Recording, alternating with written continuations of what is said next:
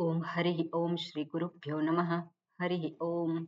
ओम सहना भवतु सहनौ भुनक्तु सह वीर्यं करवावहै तेजस्विनावधीतमस्तु मा विद्विषावहै।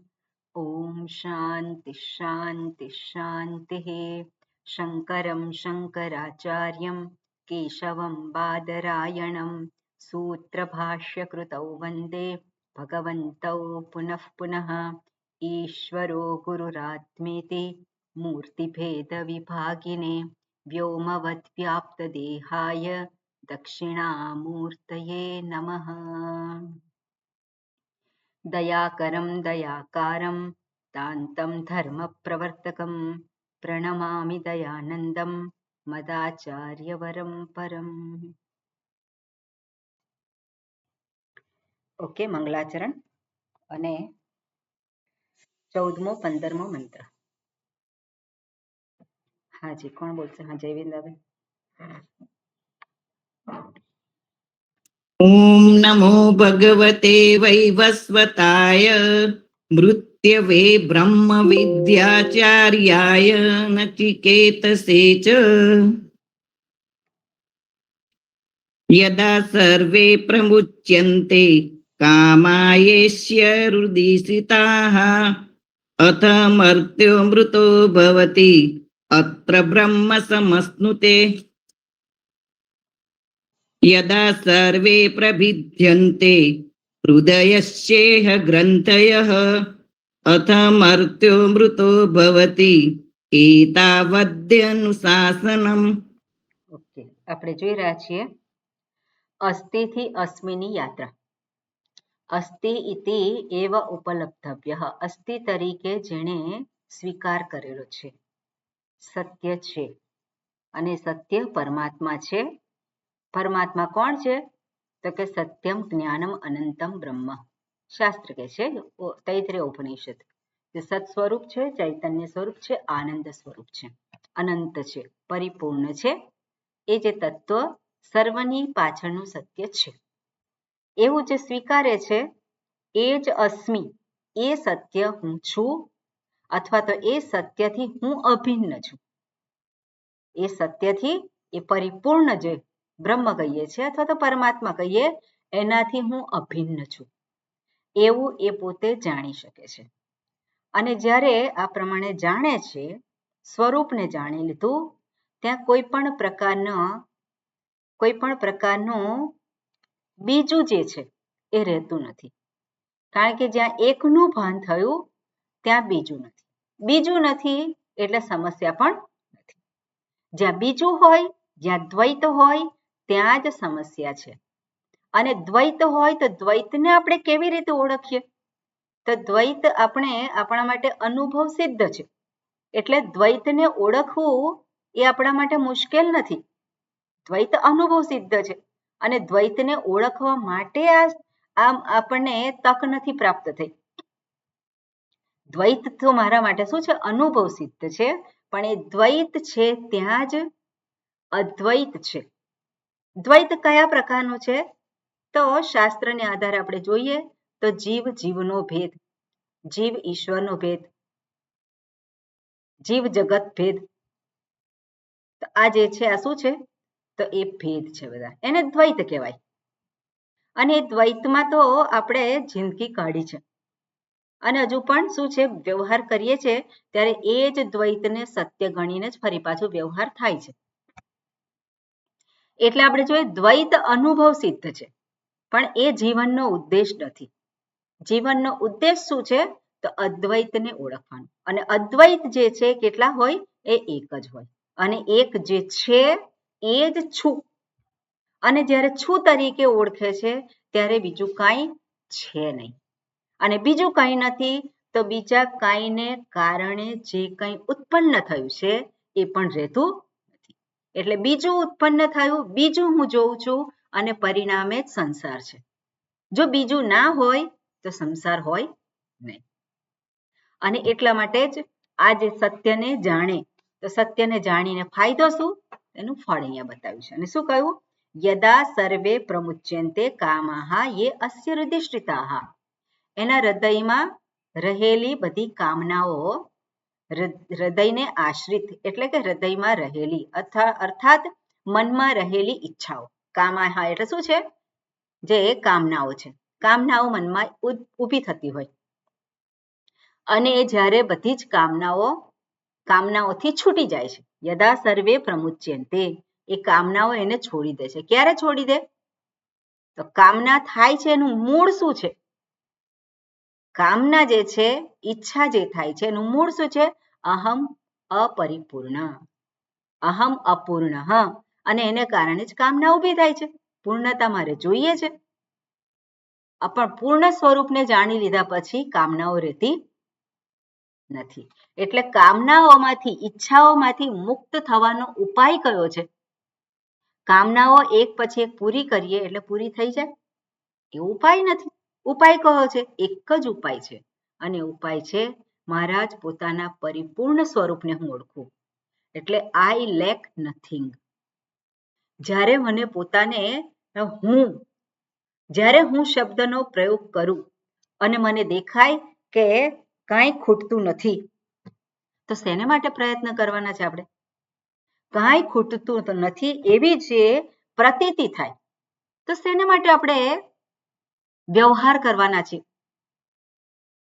સામાન્ય રીતે વ્યવહાર શેને માટે છે કંઈક પૂરું કરવા માટે છે એટલે અહીંયા કહે છે કે જ્યારે પરિપૂર્ણ સ્વરૂપને ઓળખી લીધું ત્યારે હૃદયમાં કામનાઓ રહેતી નથી હૃદયમાં કામના નથી રહેતી એટલે હું અપૂર્ણ એવો રહેતો નથી હું કેવો છું અહમ પરિપૂર્ણ અહમ સુખ સ્વરૂપ અને એવું જ્યારે પ્રાપ્ત થઈ જાય છે ત્યારે કોઈ કામનાઓ નથી રહેતી એટલું જ નહીં મર્ત્ય અમૃત ભવતી એ જ આ મરણ ધર્મવાન છે તો મરણ ધર્મવાન કોણ છે કામી પેલો કામી હતો એ જ અકામી થયો કામી હતો એ કેવો થયો અકામી થયો અને અકામી થયો ત્યારે મૃત્યુ એના માટે રહેતું નથી પણ જ્યાં સુધી કામી છે ત્યાં સુધી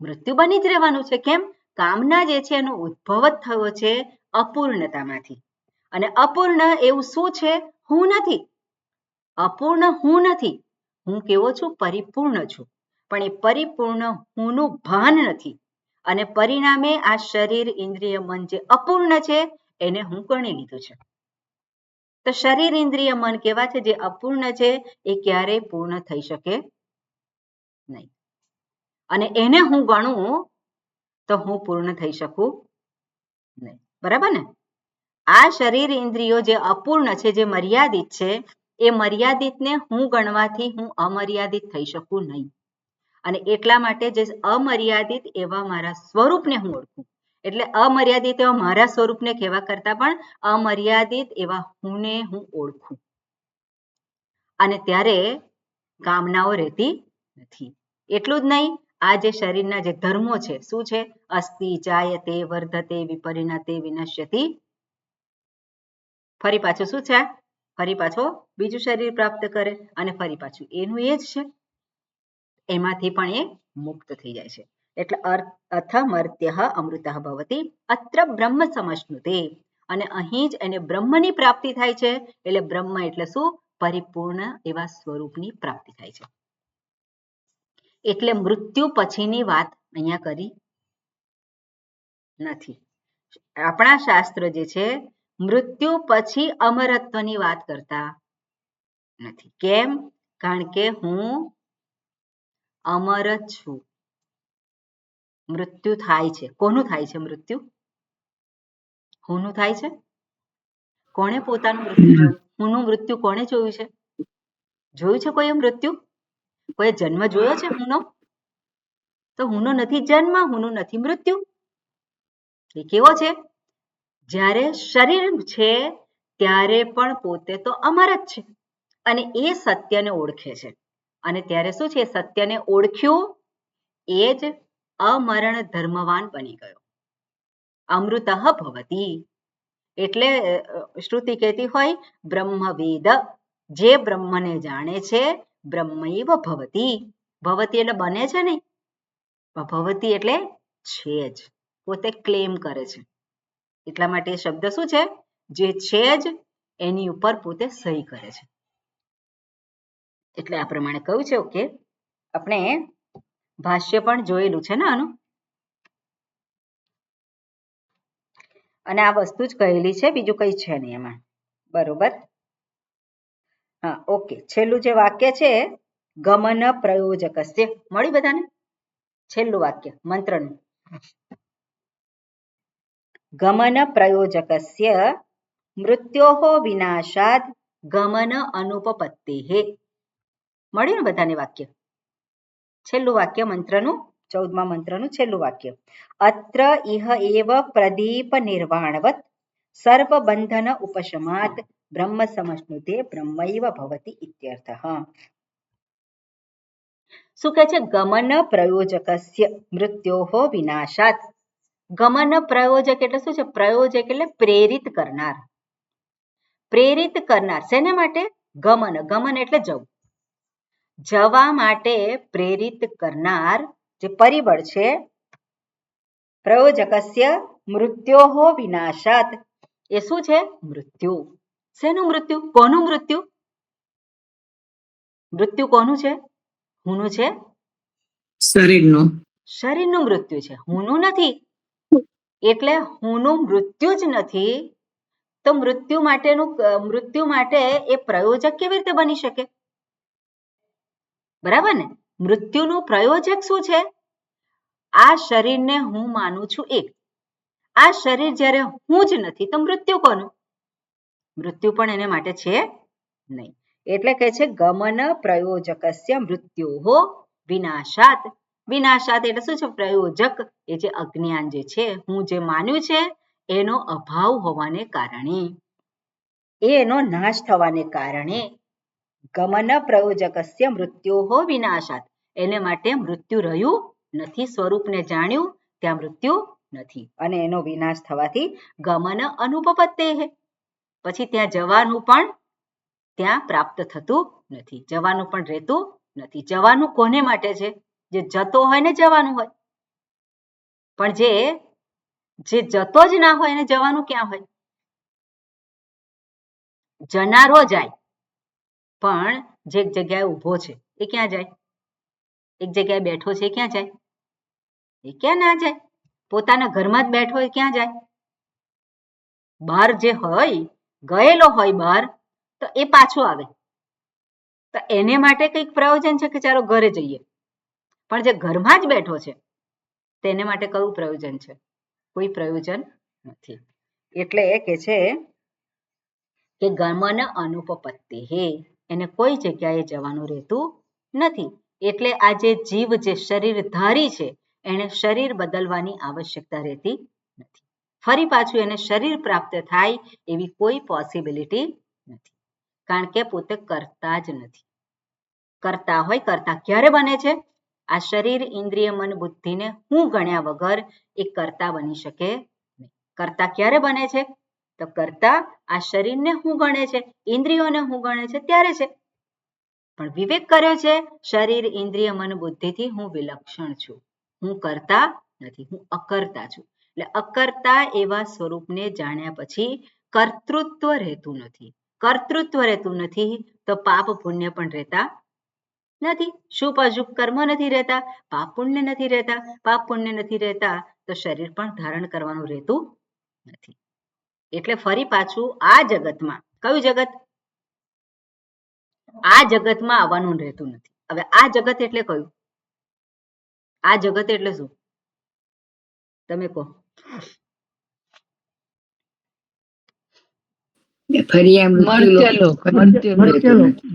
મર્ત્યલોક. બીજું શું? મર્ત્યલોકમાં નથી રહેતું. પછી સંસાર. બીજું?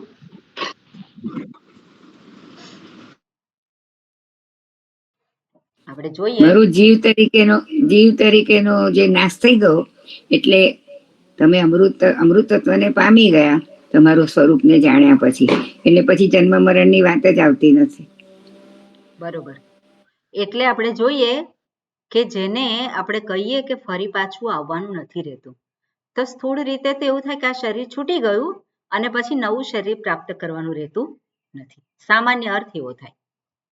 પણ આપણે જોઈએ કે હું જે પરિપૂર્ણ છે, જે અમર છે, જે મરતો જ નથી, તો એને ફરી ક્યાં આવવાનું હોય? ફરી આવવાનું રહેતું નથી. જો પેલો ફરી આવતો હોય તે ક્યાં આવે છે? આપણે કયા જગતમાં? પણ આ જગત એટલે શું? આ જગત એટલે શું? કલ્પના જ છે ને જગત. આ જગત એટલે જગત ક્યાં છે? અહીં છે. એટલા માટે જ કહેતા હોય કે પેલો પૌત્ર જે છે, પેલા હતા દાદા મરી ગયા અને પૌત્ર તરીકે આવ્યા. દાદા ગયા અને પૌત્ર આવ્યો અને પછી કે અસલ દાદા જેવો છે, પણ દાદા જ આવ્યા હોય. કેમ? કારણ કે મન જે છે ક્યાં છે? ત્યાં જ છે. એટલે ફરી પાછું આવવાનું રહે છે. ક્યાં આવવાનું રહે? આ જગત. પણ કયું જગત? કયું જગત છે? આ જગત. કયું? જે મારા મનમાં છે એ જ જગતમાં આવવાનું રહે છે. એટલે રાગ દ્વેષ અને જે કંઈ સંસ્કાર છે એ બધા સંસ્કારોની સાથે જ ફરી પાછો આજે આપણે કહીએ કે વ્યક્તિગત જગત છે એમાં જ આવે છે. એટલા માટે જ એને સંસાર કહીએ છીએ.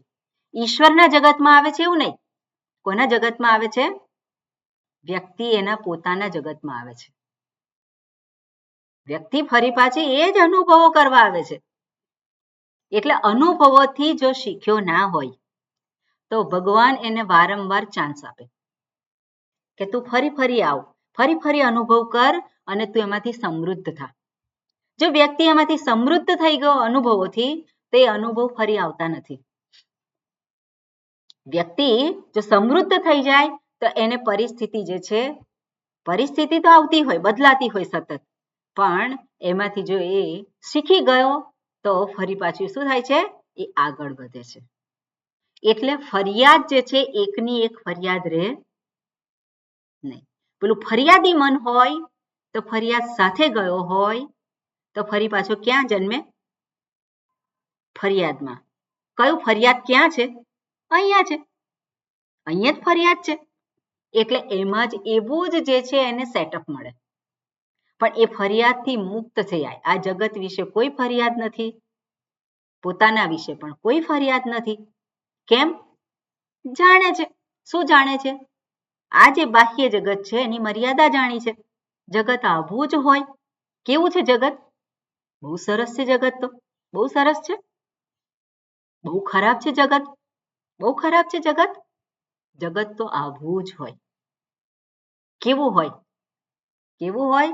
તો ક્યારેક મને સુખદ અનુભવાય, ક્યારેક દુઃખદ અનુભવાય. પણ સાથે સાથે સુખદ અનુભવાયું, જતું રહ્યું. દુઃખદ અનુભવ થયો, જતો રહ્યો. તો જગત કેવું છે? અનિત્ય છે. જગત કેવું છે? અનિત્ય છે. અને એની અનિત્યતા જાણી અને મન શાંત છે. મન કેવું છે? શાંત છે. એટલે ગમે તેવી પરિસ્થિતિ આવે અને છતાં પણ પેલો ડગી ના જાય એમાં. આ જે છે પરિસ્થિતિ હંમેશા એક સરખી રહેતી નથી. આપણા જીવનમાં જોઈએ જ છે. અને એ વસ્તુને એ જુએ. પેલો ઉનાળો આવે ને, ગરમી ગરમી ગરમી ગરમી, હવે બોલે ગરમી ગરમી, એનાથી ગરમી જતી રહે. પણ જુએ કે આ ગરમી જે છે રહેવાની નથી. વરસાદ આવવાનો છે, વરસાદ પડ્યા જ કરશે. એવું નથી, એ જતું રહેવાનું છે. તો એ જે જગતનો જે સ્વભાવ છે એને જાણેલો છે અને પરિણામે ફરિયાદ નથી કરતો. કોઈ પણ વ્યક્તિ હોય એના તરફથી મને કોઈક એવો અનુભવ થયો હોય તો એ વ્યક્તિ હંમેશા એવું જ કરે મારી સાથે. હું મારા સંદર્ભમાં જોઉં તો સામેની વ્યક્તિ માટેનો જે વ્યવહાર છે હંમેશા એક જ પ્રકારનો વ્યવહાર છે મારો. એવું નથી. મારે દુઃખી નથી થવું એની સાથેના સંબંધમાં. તો હું શું કરું છું? હું સતત મારા વ્યવહારને જોઈ અને એમાં કંઈક સુધારો કરું છું. તો કોઈ વ્યક્તિનો વ્યવહાર એવો નથી કે એક જ પ્રકારનો હોય. એ પણ એની અંદર એને સુખી થવું છે, એને એ છે. એટલે આ બધું જગતની વાસ્તવિકતા. વાસ્તવિકતા શું છે? કે બધું જ પરિવર્તનશીલ છે. કોઈકની ઉપર વિશ્વાસ લાયક હોય તો ફરી પાછું શું થઈ જાય? વિશ્વાસઘાત કરનારો થઈ જાય. અને કોઈક વિશ્વાસઘાત કરતો હોય ફરી પાછો એ શું થાય? વિશ્વાસુ બની જાય. એટલે કે ને મિત્ર એ શત્રુ બની જાય અને શત્રુ એ મિત્ર બની જાય. તો આ બધું તો જગતમાં થાય છે જ, પણ આ જગતમાં જે કંઈ થઈ રહ્યું છે એના વિશે એ સભાન છે. આ જે વ્યવહારિક સત્યતા છે તો એના વિશે એ સભાન છે. ધન છે તો ધનનું હાનિ થઈ શકે, મોબાઈલ છે તો મોબાઈલ ચોરાઈ શકે છે કે નહીં? સંભાવનાઓ છે કે નહીં? તે સંભાવનાઓ વિશે વિચારે છે અને પોતે શાંત રહે છે. તો એ જે છે ફરિયાદી મન નથી રહ્યું. એ મન કેવું છે? ફરિયાદી નથી રહ્યું. તો જ્યારે ફરી પાછું એ સમૃદ્ધ થયેલો છે અને ફરી પાછું આ જગતમાં આવવાનું થાય તો એ મન જે ફરિયાદી નથી રહ્યું તે શું છે? એની યાત્રા આગળ ચાલવાની છે, વિચારશીલ બનવાનું છે અને વિચારશીલ વ્યક્તિત્વ છે એને આગળ લઈ જવાનું છે. ફરિયાદમાં પોતાનો સમય વેડફતો નથી. લોકોને જોવામાં, એને પારખવામાં, એને ઓળખવામાં અને એના વિશે નક્કી કરવામાં એ સમય વેડફતો નથી. કારણ કે લોકો જે છે એ તે એવા ને એવા જ રહેવાના છે. પહેલા પણ એવા હતા, અત્યારે પણ એવા છે. જે સંભાવનાઓ છે બધામાં એ હોઈ શકે, એની સાથે આપણે જોતા શીખીએ. એટલે મર્યાદા સાથે જગતને જોઈએ. તો મર્યાદા સાથે જગતને જોઈએ તો ફરિયાદ ના થાય. એટલે અને મર્યાદા સાથે જગતને જોઈએ, ફરિયાદ ના થાય એટલું જ નહીં, એ ઈશ્વરની અભિવ્યક્તિ છે. તો ઈશ્વરની અભિવ્યક્તિ છે, તિરસ્કાર શું કામ કરું? હું તિરસ્કાર કરું તો એ તિરસ્કાર કરવામાં મારું મન જે છે એમાં અટવાઈ જાય છે. પણ જેવું છે એવું બધું સ્થાને છે. હું એનો ઘડનાર નથી. ઘડનાર કોણ છે? એ છે અને એણે બધાના જ કર્મોના ફળ આપવાના છે. મારું કર્મ એવું હોય અને પરિણામે પેલો દુર્વ્યવહાર કરે, ભગવાન કેવી રીતે એને એ કરે? બંનેને ન્યાય આપવાનો છે. તો જગતમાં જે કંઈ થઈ રહ્યું છે એ એનો મેં ઠેકો નથી લીધો બધું સુધારવાનો. બધું જે છે હું સરખું કરી દઉં કે આમ કરી દઉં, આ હોવું જોઈએ, ના હોવું જોઈએ, તો એની અંદર એ સમય નથી વેડફતો. શું છે? પોતે શાંત રહી અને જે વસ્તુને ઓળખવાની છે. કોને ઓળખવાની છે? આપણે હુંને ઓળખતા નથી અને બીજાને ઓળખવા જઈએ છીએ. હુંને ઓળખવાનો છે, એને ઓળખતા નથી અને બીજાને ઓળખવામાં સમય બરબાદ કરીએ છીએ. પણ જે આ વસ્તુને જાણે છે, જે આ વસ્તુને ઓળખે છે, જેને ઓળખવાનું છે એને ઓળખી લીધો, તો પછી આ જગતમાં, એટલે કયા જગતમાં? એ જગતમાં ફરી પાછું આવવાનું રહેતું નથી. એટલે બધી કામનાઓ જે આપણે કહીએ વાસના અથવા તો સંસ્કાર, એ સંસ્કાર જે છે એ સંસ્કાર શું છે? એ બધા ધીરે ધીરે એના નિવૃત્ત થાય છે. અને આ રીતે અહીંયા કે છે અત્ર બ્રહ્મ સમશ્નુતે, એટલે ગમન પ્રયોજકસ્ય મૃત્યોહો વિનાશાત ગમન અનુપપત્તે, ફરી પાછું એને આવવાનું રહેતું નથી. અને ઉદાહરણ આપ્યું છે. શું કહે છે? અત્ર ઇહૈવ પ્રદીપ નિર્વાણવત સર્વબંધન ઉપશમાત બ્રહ્મ સમશ્નુતે બ્રહ્મૈવ ભવતિ ઇતિ અર્થઃ. અત્ર ઇહ એવ પ્રદીપ નિર્વાણવત, કેવી રીતે દીવો પ્રગટાવેલો હોય અને દીવો પછી એને ઓલવાઈ ગયો, શમન થઈ ગયું એનું જ્યોતનું, તો ત્યાં શું છે? ત્યાં અંધારું છે એવું નહીં.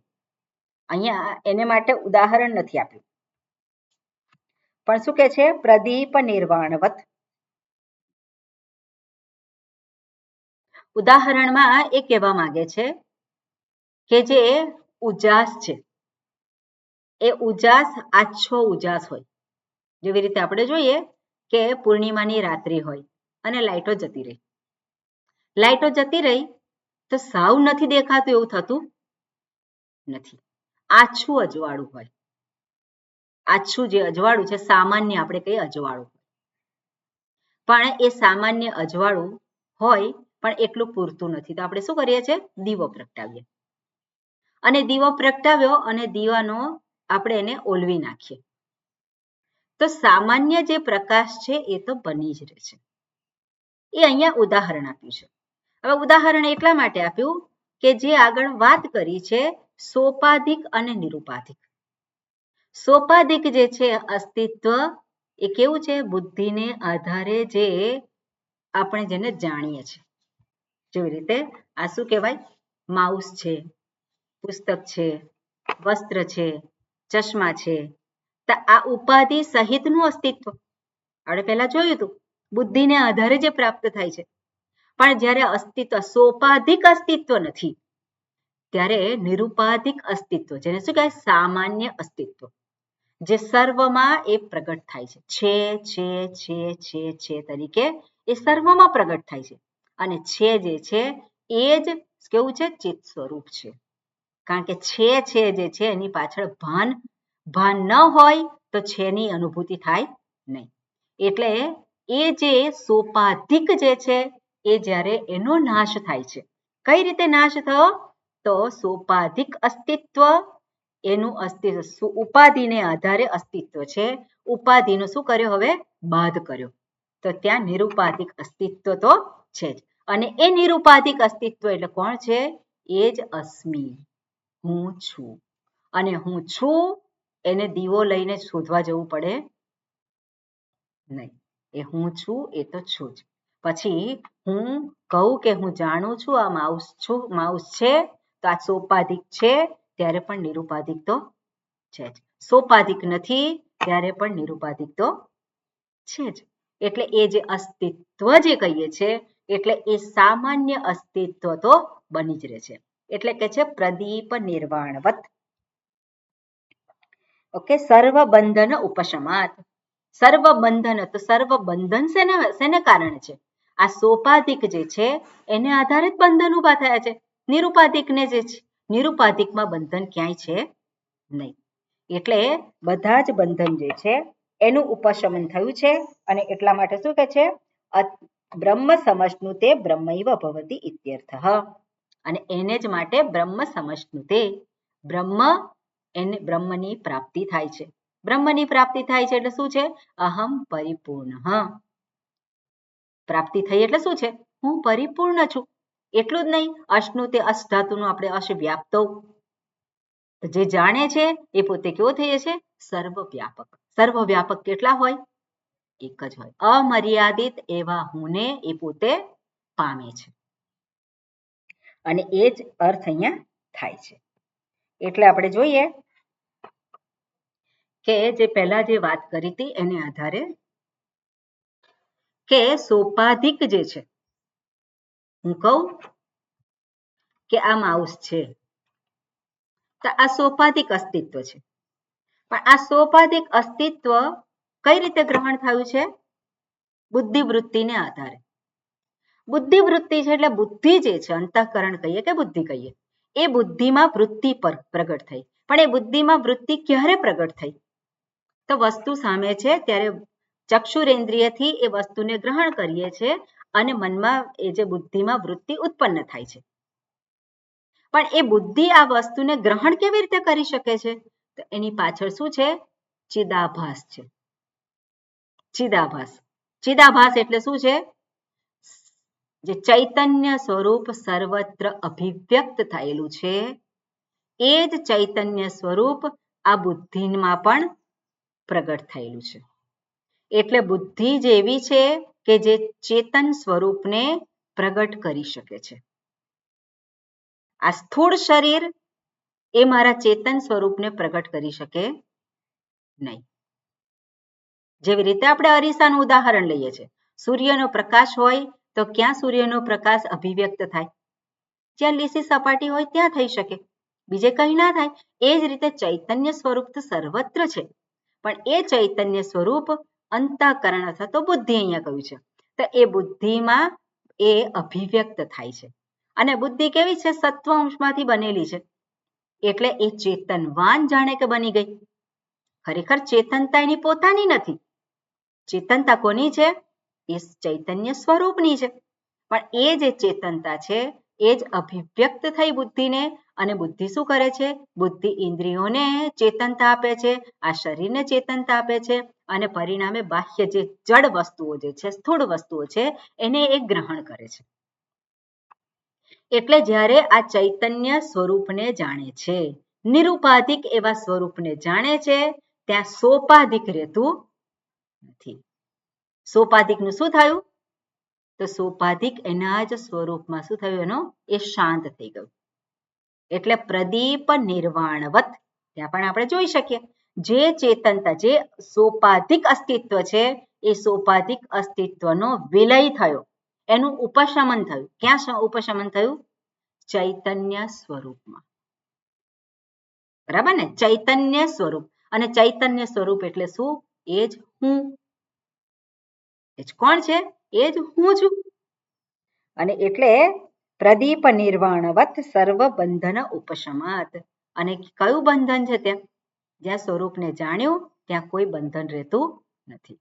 અને ત્યારે બ્રહ્મ એવ ભવતી. ઓકે, આગળના મંત્રમાં શું કહે છે કે કદા પુનઃ કામાના મૂલતઃ વિનાશઃ ઇતિ ઉચ્યતે. ક્યારે કામનાઓનો મૂળ સહિત, મૂલતઃ એટલે શું છે? મૂળભૂત રીતે. મૂલતઃ, મૂલતઃ જે છે એ પંચમી વિભક્તિ. તો હેતુ સહિત, મૂલતઃ કારણ સહિત એનો વિનાશ થાય છે. તો એ આગળના મંત્રમાં દર્શાવેલું છે. તો મંત્ર તો વાંચેલો છે આપણે કે નથી વાંચ્યો? શું કે છે? યદા સર્વે પ્રભિદ્યન્તે હૃદયસ્ય ઇહ ગ્રંથયઃ. યદા સર્વે પ્રભિદ્યન્તે, યદા સર્વે પ્રભિદ્યન્તે બધાનું ભેદન થઈ જાય છે, બધા કપાઈ જાય છે. આગળ સંસાર વૃક્ષની વાત કરી હતી. તો સંસાર વૃક્ષ છે તો વૃક્ષનું શું કરવાનું હોય? ભેદન કરવાનું, છેદન કરવાનું હોય. તો અહીંયા પણ અવિદ્યા રૂપી ગ્રંથિનું છેદન દર્શાવે છે. કારણ કે સંસાર એટલે શું છે? સંસાર અવિદ્યા રૂપી ગ્રંથિમાંથી જ ઉત્પન્ન થયો છે. અવિદ્યા ગ્રંથિ છે એમાંથી જ ઉત્પન્ન થયો છે સંસાર. અને એટલે એનું ભેદન. અને એ ભેદન કઈ રીતે? કામનાઓ જે છે હૃદયસ્ય, ઓકે, હૃદયસ્ય ઇહ ગ્રંથયઃ અથમર્ત્યઃ અમૃતઃ ભવતી, જે આગળ છે એ પ્રમાણે જ અહીંયા પણ કહેલું છે. અને એતાવથી અનુશાસનમ, આ ઉપદેશ છે. ઉપનિષદનો ઉપદેશ અહીંયા આટલો જ છે. એટલે અત્યાર સુધીની જે વાતો કરી એને આધારે હવે ફળ જે છે બતાવ્યું. અને આટલું જ હવે ઉપનિષદને કહેવાનું છે. હવે આગળ કંઈ કહેવાનું રહેતું નથી. એટલે આપણે જોઈએ અહીંયા. ઓકે, ભાષ્ય વાંચ્યું છે? ભાષ્ય નથી વાંચ્યું ને? હા, તો વાંચીએ. ઓકે, દુષ્યંતભાઈ બોલું છું, રિપીટ કરજો. યદા સર્વે પ્રભિદ્યન્તે,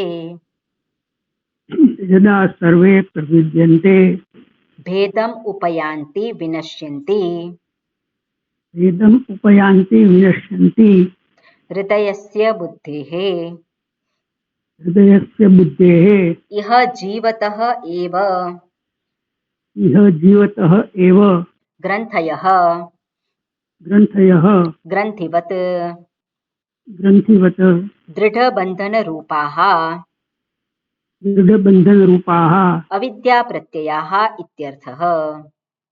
अविद्याप्रत्ययाः इत्यर्थः. ઓકે, શું કહે છે? યદા સર્વે પ્રભિદ્યન્તે, ઉપનિષદ એટલે મંત્રમાં જે કહ્યું છે એનો અર્થ આપે છે. ભેદમ ઉપયાન્તિ, યદા સર્વે પ્રભિદ્યન્તે ભેદમ ઉપયાન્તિ, ઉપયાન્તિ એટલે વિનશ્યન્તિ.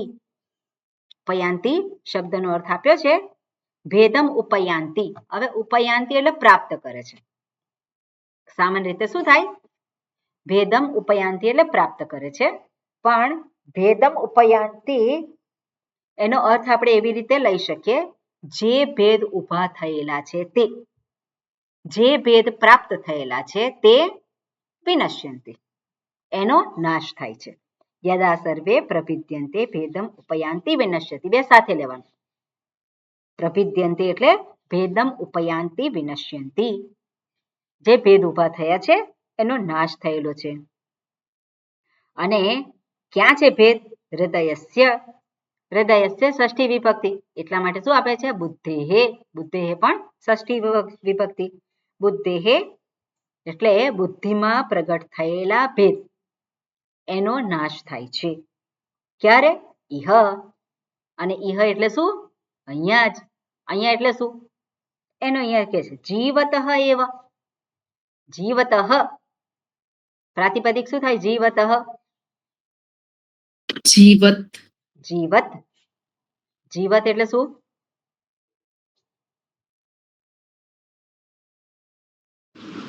જીવ છે તે જીવત એટલે જીવ. જે અહીંયા પ્રત્યય જીવી રહ્યો કાઢી. છે પ્રત્યય કયો છે? શત્રુ પ્રત્યય છે શત્રુ પ્રત્યય છે. શત્રુ જે પ્રત્યય જીવી કયા રહ્યો અર્થમાં હોય છે? વર્તમાન કાળના અર્થમાં વર્તમાન હોય. કાળમાં કયા અર્થમાં હોય? બીજું કોને દર્શાવે? કર્મને દર્શાવે, કર્મને જે દર્શાવે. જીવી રહ્યો છે એ હા, એવું જે જીવી રહ્યો છે બરોબર. જે જીવી રહ્યો છે તે. જીવતઃ એટલે જે જીવી રહ્યો છે ત્યારે જ. અને જીવી રહ્યો છે એટલે શું? અહીંયા તો અમરણની વાત કરે છે. અમર્ત્ય એવા સ્વરૂપની વાત કરે છે. તો જીવતઃ એટલે શું? જીવી રહ્યો છે. કોણ જીવી રહ્યો છે? જીવતઃ એટલે સ્વરૂપનું ભાન થયું. ક્યારે સ્વરૂપનું ભાન થયું? જ્યારે જીવી રહ્યો છે ત્યારે જ. કયા સ્વરૂપનું ભાન થયું? હું જીવી રહ્યો, હું જીવનારો, હું જીવ છું કે નથી? હું જીવ નથી. એટલે જ્યારે જીવી રહ્યો છે, જ્યારે પોતે આ જગતમાં વ્યવહાર કરી રહ્યો છે, જ્યારે અનુભવ કરી રહ્યો છે, ત્યારે જ એ પોતાના જે આ અમરણ ધર્મવાન, જેનું મૃત્યુ થતું નથી, જે જીવનથી પર છે, એવા સ્વરૂપને ઓળખે છે. એટલે જીવતઃ જીવનાર છે એનું. એટલે વિનશ્યંતી હૃદયસ્ય બુદ્ધેઃ ઇહ જીવતઃ એવ. શેનો નાશ થયો છે? જીવનનો નાશ થયો છે, વ્યવહારનો નાશ થયો છે, અનુભવનો નાશ થયો છે. અનુભવનો નાશ નથી થયો. અનુભવ તો થાય છે. જ્યાં સુધી જીવન હશે, જ્યાં શરીર છે, જ્યાં સુધી ઇન્દ્રિયો છે, આ જગત છે, ત્યાં સુધી અનુભવ તો થવાના જ છે. પણ નાશ થયો છે. શેનો નાશ થયો છે? જે એને માટે બંધન ઊભા કરે છે, એનો નાશ થયો છે. એટલે જીવતઃ એવ ગ્રંથયઃ. કોણ બંધન ઊભા કરે છે? તો ગ્રંથિ. તો ગ્રંથિ કઈ છે? ગ્રંથિવત. ગ્રંથિ ખરેખર એવી કોઈ ગાંઠ નથી, પણ ગ્રંથિ જેવી, ગાંઠ જેવી. ગાંઠ જે છે કોઈ સ્થૂળ નથી. અહીંયા હું જાડી છું, હું હર્ષા છું, કે હું ઊંચી છું, હું રૂપાળી છું. તો એ જે છે શું છે? એ ગાંઠ છે અંદર. એ ગાંઠ છે અંદર. આપણને દેખાય છે? દેખાતી નથી. પણ શું છે? એ માની લીધું છે. એ શું છે? માની લીધું છે. હું કરતા છું, હું ભોગતા છું, હું સુખી છું, હું દુઃખી છું. એ બધી ગ્રંથિ છે. અને એ જે છે અવિદ્યાને કારણે, એટલે કે છે અવિદ્યાવત. એ શું છે? ગ્રંથયઃ. ઓકે, ગ્રંથયઃ એટલે ગ્રંથિવત દૃઢ બંધન રૂપાહ.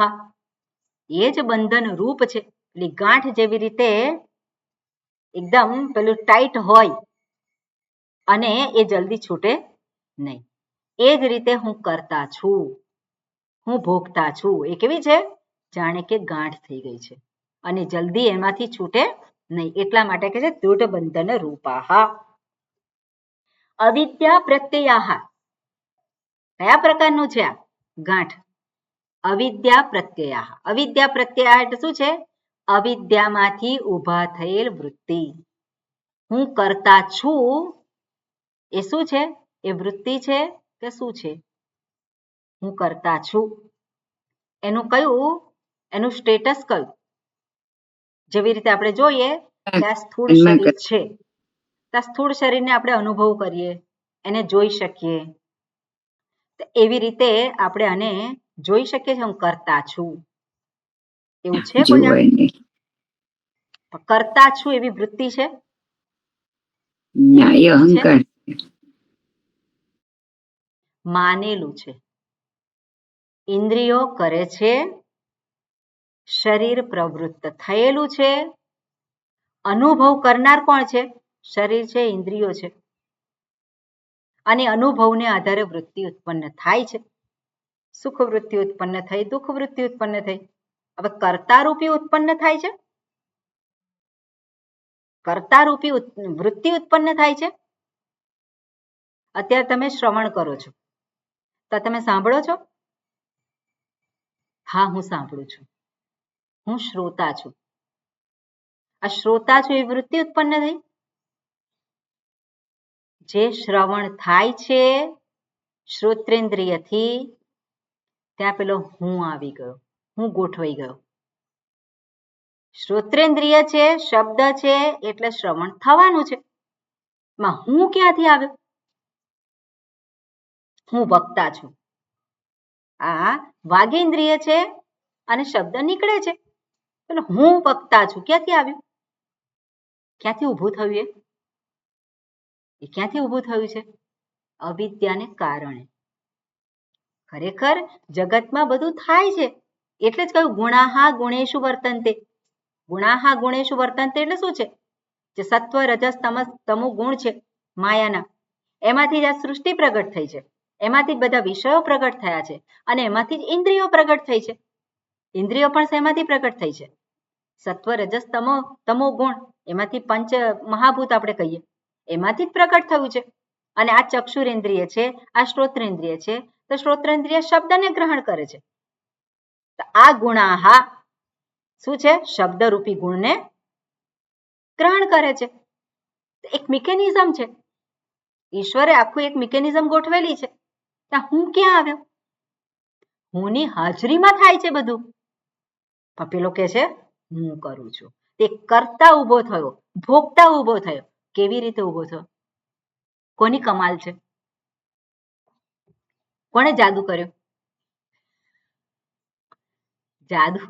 જાદુ હોય તો મજા આવે, જાદુ હોય તો ખુશી થાય, પણ આમાં તો ખુશી નથી થતી, આમાં તો બંધન અનુભવાય છે, આમાં તો રડવું પડે છે. પણ એ શું છે? એ જ અવિદ્યા, અજ્ઞાનને કારણે, અવિદ્યાને કારણે. એટલે કે અવિદ્યા જે છે એ જ ગ્રંથિ છે. ગ્રંથિ જો કહેવી હોય તો કોને કહેવી પડે? અવિદ્યાને જ ગ્રંથિ કહેવી પડે. અને એટલા માટે ગ્રંથિવત દૃઢ બંધન રૂપાહા અવિદ્યા પ્રત્યયાહ ઇત્યર્થઃ. આ બધા કેવા છે? અવિદ્યા પ્રત્યય છે. ઓકે, આ જે અવિદ્યા પ્રત્યયાહ કયા પ્રકારના છે? તો આગળ ફરી પાછું એનું નિરૂપણ કરે છે. ઓકે, એને વાંચીએ આપણે. હા સરોજબેન. અહમિદમ શરીરમ. અહમિદમ શરીરમ. ક્યાં કહ્યું પાછું? મમેદમ ધનમ. મમેદમ ધનમ. શું થશે સંધિ? મમ ઇદમ ધનમ. મમ ઇદમ ધનમ. મમ સુખી ઇદમ ધનમ. સુખી દુઃખી ચ અહમ. સુખી દુઃખી ચ અહમ. इत्येवम् आदि लक्षणाः. इत्येवम् आदि लक्षणाः. आदि लक्षणाः. तद्विपरीत तद्विपरीत ब्रह्मात्म प्रत्यय उपजननात्. ब्रह्मात्म प्रत्यय उपजननाद. ફરી વાંચો. ब्रह्मात्म प्रत्यय उपजननाद. ब्रह्म एव अहम अस्मि. ब्रह्म एव अहम अस्मि. असंसारी इति असंसारी इति विनष्टेषु विनष्टेषु अविद्याग्रन्थिषु अविद्याग्रन्थिषु तन्निमित्ताः कामाः तन्निमित्ताः कामाः मूलतः विनश्यन्ते. मूलतः विनश्यन्ति. ઓકે, શું કહે છે? અહમ ઇદમ શરીરમ. અવિદ્યા પ્રત્યય કયા છે? અવિદ્યા પ્રત્યય એટલે અવિદ્યાને કારણે જે ખોટી માન્યતા. શું છે? અવિદ્યાને સ્વરૂપને ન જાણવાને કારણે જે નથી એવું જે મનમાં પોતે જે વૃત્તિ ઉત્પન્ન થાય છે અને એને આધારે પોતાને ગણે છે, એને આધારે પોતાને માને છે. એટલે આ માનવાનું છે, જાણેલું નથી. શું છે? માની લીધેલું છે. અને શું છે? તો કે અહમ ઇદમ શરીરમ, હું આ શરીર છું. પેલું બાળક હોય અને એ બાળકને કહે તું કોણ છે? તો શેને આધારે ઓળખાણ આપે? નામ બોલે. કોનું નામ છે? શરીરનું નામ છે. મારું નામ. એ હુંને જાણે છે? બાળક છે સ્વરૂપને જાણે છે? એટલે જન્મ્યો ત્યારથી કેવો છે? આ શરીરને જ હું ગણે છે. અને ક્યાં સુધી ગણે છે? જ્યાં સુધી સ્વરૂપ નિષ્ઠા ન થાય ત્યાં સુધી એ પોતે આ શરીરને જ હું ગણે છે. પણ એ શું છે? અવિદ્યા પ્રત્યય છે.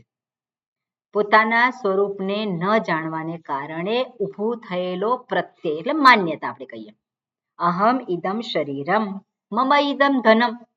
આ શરીર છે, શરીરની સાથે જોડાયેલું મકાન હોય, સંપત્તિ હોય, એ બધું શું છે?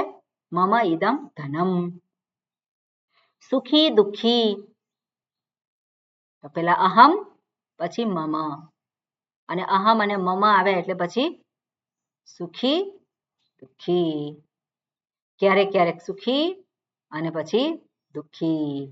દુઃખી એટલે પેલો રડતો જ હોય ના કહેવાય, પણ સમસ્યાથી યુક્ત, સમસ્યાઓથી યુક્ત. પોતાને પ્રસન્ન ન જોતો હોય, સ્વસ્થ ન જોતો હોય, તે કેવો છે? એને દુઃખી જ કહેવાય. એટલે સુખી દુઃખી અહમ ઇતિ એવમ આદિ લક્ષણાહ. આ બધા પ્રત્યયો અવિદ્યા પ્રત્યય જે કયા છે એ આ પ્રકારના, આવા લક્ષણ જેના છે એવા પ્રત્યયો, એવા વિચારો, એવી માન્યતાઓ.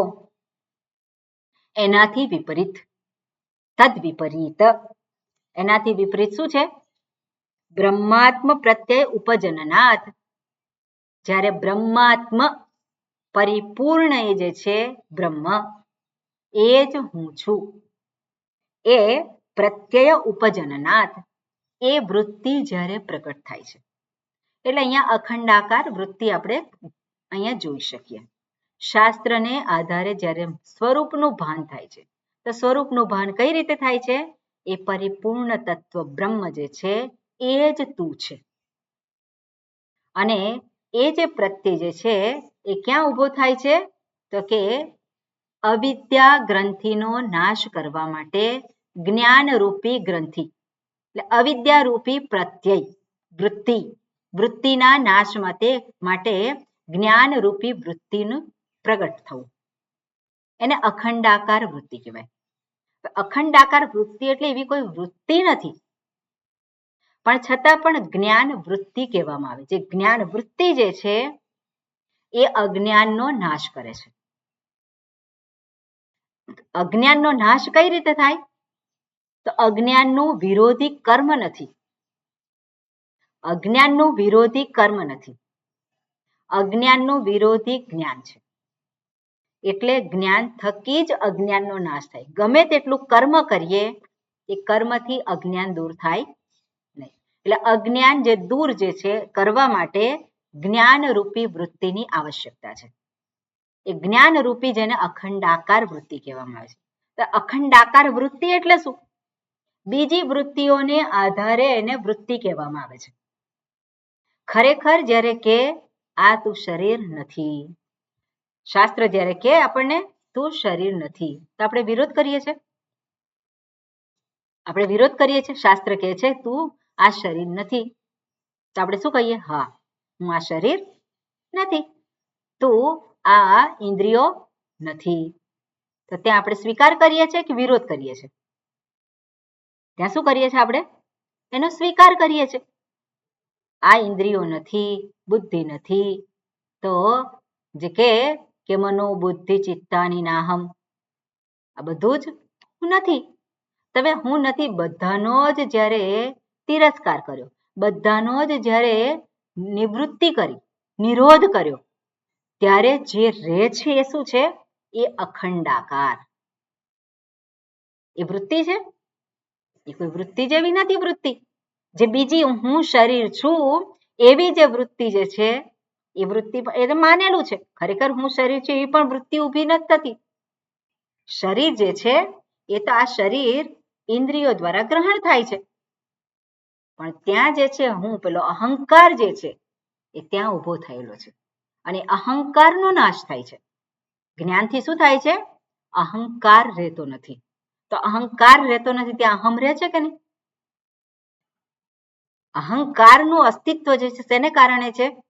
આ શરીર ઇન્દ્રિય મન બુદ્ધિ જે છે એને હું ગણવાને કારણે છે. અહંકાર એટલે શું? એને કાર મળી ગઈ. અહંકાર એટલે એને કાર મળી ગઈ. પણ જ્યારે જાણે, સ્વરૂપને જાણે કે હું શરીર નથી, ઇન્દ્રિય નથી, મન નથી, બુદ્ધિ નથી, તો અહંકાર રહ્યો ત્યાં? અહંકાર નથી રહેતો, પણ અહમ રહે છે. એ અહમ જે છે એની કઈ વૃત્તિ છે? એ કોઈ વૃત્તિ નથી. અને એટલા માટે એને શું કહેવાય? અખંડાકાર વૃત્તિ કહેવાય. બધાનો નિષેધ થઈ ગયો, ત્યાં હું તો છું જ. અને હું કોણ છું? હું નિત્ય છું, હું ચૈતન્ય સ્વરૂપ છું. અને એ જે છે એ દર્શાવે છે. એટલે કે છે બ્રહ્માત્મ પ્રત્યય ઉપજનનાત, એની ઉત્પત્તિ થવાને કારણે બ્રહ્મ એવ અહમ અસ્મિ, હું કોણ છું? પરિપૂર્ણ બ્રહ્મ જેને કહેવામાં આવે છે એ જ હું છું. અને બ્રહ્મ હું છું તો પરિપૂર્ણ છું એટલે શું છે? હું સંસારી નથી, એટલે કે પરિચ્છિન્ન નથી. સંસારી જે છે કેવો છે? પરિચ્છિન્ન છે, મર્યાદિત છે. પણ હું કેવો છું? અપરિચ્છિન્ન છું, એટલે અસંસારી. ઇતિ વિનષ્ટેષુ અવિદ્યા ગ્રંથિષુ. ક્યારે એવું થાય છે? અવિદ્યા ગ્રંથિનો વિનાશ થાય છે ત્યારે. સતી સપ્તમી, સપ્તમી વિભક્તિ છે. જ્યારે અવિદ્યા રૂપી ગ્રંથિનો વિનાશ થાય છે, એનો નાશ થાય છે ત્યારે. તન્નિમિત્તાહ, એને આધારે જે પ્રગટ થયેલ છે તે એના નિમિત્તથી. તન્નિમિત્તાહ શું છે? કામાહ મૂલતઃ વિનશ્યંતિ, એને કારણે જે કામનાઓ ઊભી થઈ છે એનો નાશ થાય છે. ઓકે, આગળ વાંચીએ. હા ખંજનબેન. અથ મર્ત્યઃ અમૃતઃ ભવતિ. अथ मर्त्यः अमृतः भवति एतावत् हि एतावद् हि एतावत् एतावन्मात्रम् एतावत् एतावन्मात्रम् एतावत् एव एतावन्मात्रम् एतावत् एव एतावन्मात्रम् न अधिकम् अस्ति न अधिकम् अस्ति इति आशंका कर्तव्या. इति आशंका कर्तव्या. अनुशासनम् अनुशासनम् अनुशिष्टिः उपदेशः अनुशिष्टिः उपदेशः सर्ववेदान्तानाम् इति वाक्यशेषः. सर्ववेदान्तानाम् इति वाक्यशेषः.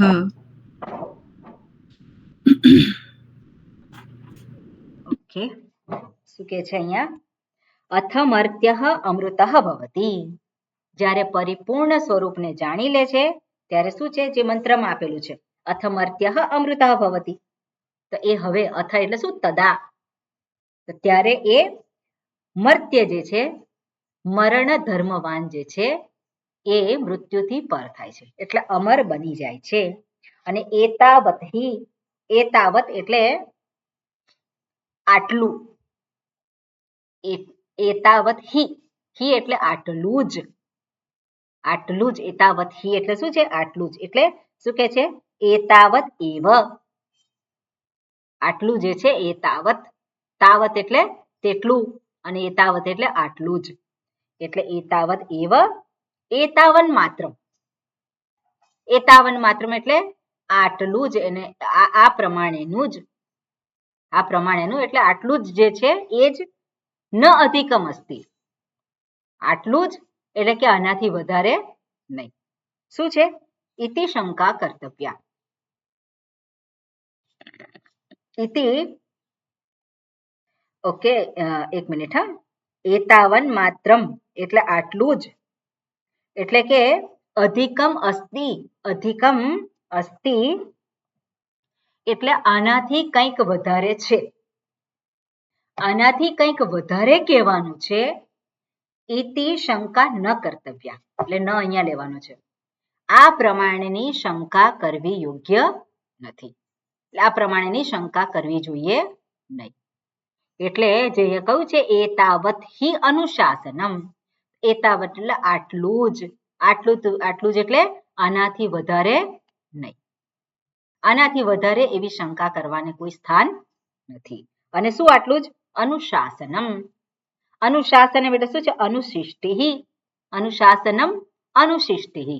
શાસ ધાતુ છે, અને શાસ ધાતુને અનુશાસનમ લ્યુટ પ્રત્યય લાગ્યો. લ્યુટ પ્રત્યય લાગ્યો એટલે શું થયું? શાસનમ થયો શાસ ધાતુને, પણ અનુશિષ્ટિ તો શિષ્ટિ શાસ ધાતુ જ છે, પણ શબ્દ કયો બન્યો શિષ્ટિ, તો કયો પ્રત્યય છે ત્યાં